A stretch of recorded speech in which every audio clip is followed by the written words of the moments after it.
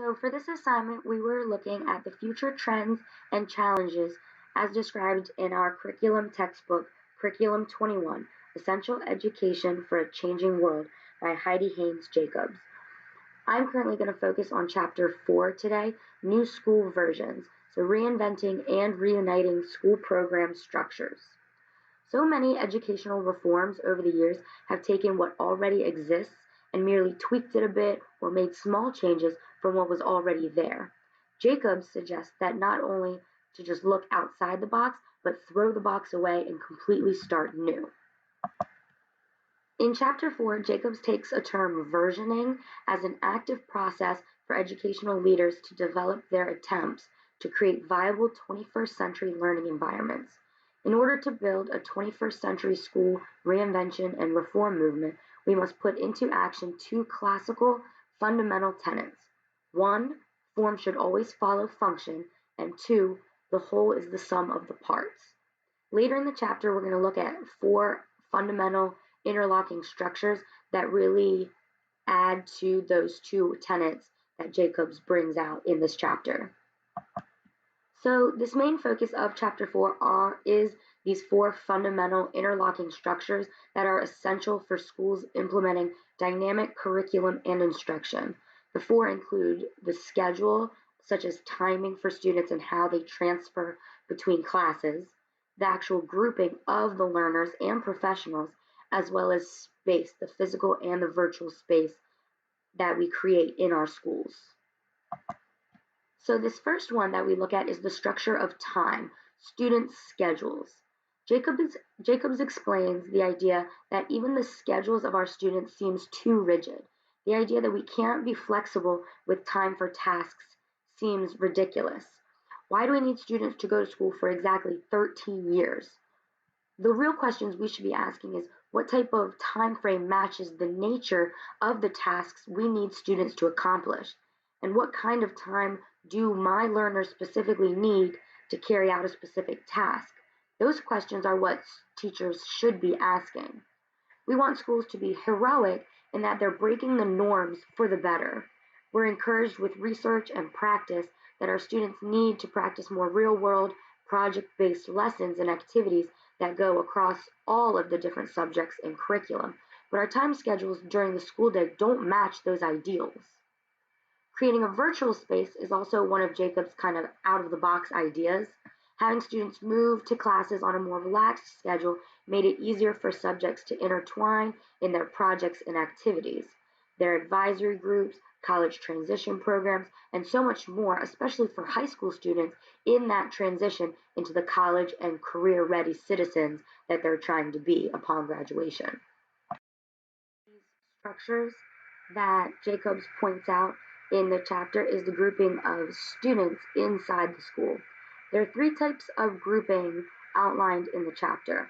One is institutional grouping, where it's based on the fundamental choices such as gender, age group, developmental spans, function, proficiency. Pretty much 7th graders should be 12 to 13 years old, and etc. on the way through, and that certain ages should only be in certain grades.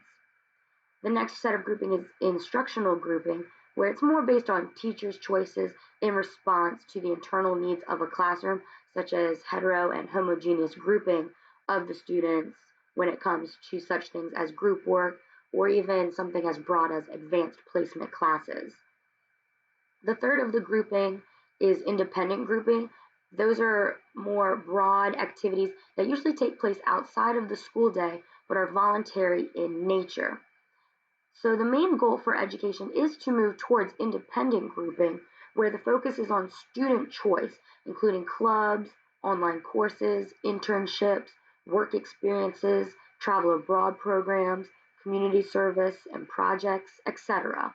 Basically, the idea of student choice in a more project-based learning environment, which is where Common Core is trying to get to. So the big question we need to be asking ourselves as educators is, what grouping patterns would best help our learners meet their needs? The third of the structures is the grouping of professionals. So Jacobs encourages multiple affiliations for educators. Getting a more diverse group together will in turn bring forth more diverse ideas. Seems to make sense. So teachers need to branch out past just their grade or content, not just a seventh grade math teacher, but also entertain ideas from other grades and other content for better activities, lessons, and projects for students. So a seventh grade math teacher should be collaborating with sixth grade and eighth grade math, as well as seventh grade English, science, history, and all of the subjects in the whole school. Jacobs suggests that these vertical meetings throughout K through 12 grades and cross-disciplinary teams, along with several other ideas, is the key to grouping these professionals and creating a better learning environment for our students with those diverse ideas. And then finally, the fourth structure is these new versions of physical and virtual space. Jacob stresses the importance of location. So, not only the location of the school building itself, but everything in it as well. How the classrooms are located, lockers, breakout areas for students, the front office, etc. The form of the school should be based on the function of the building and what function it's seeking based on its learners.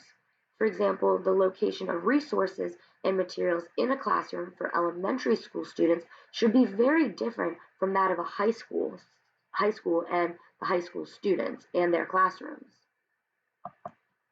So in summary for the chapter, the main contention of this chapter is that a key reason reform efforts have been unsuccessful is because they've had limited effectiveness and that they're not made in concert with all these four structures of effective learning. These four ideas presented in the chapter are interlocking and only effective together. So we need both flexibility and regulation in terms of our long-term and daily schedules. We also need to have support for multiple professional and student affiliations.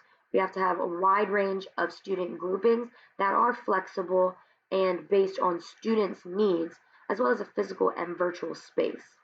Often our structures are dated and lead the learning. So Jacobs makes it clear that forms should follow function and that the whole is only the sum of its parts working together seamlessly.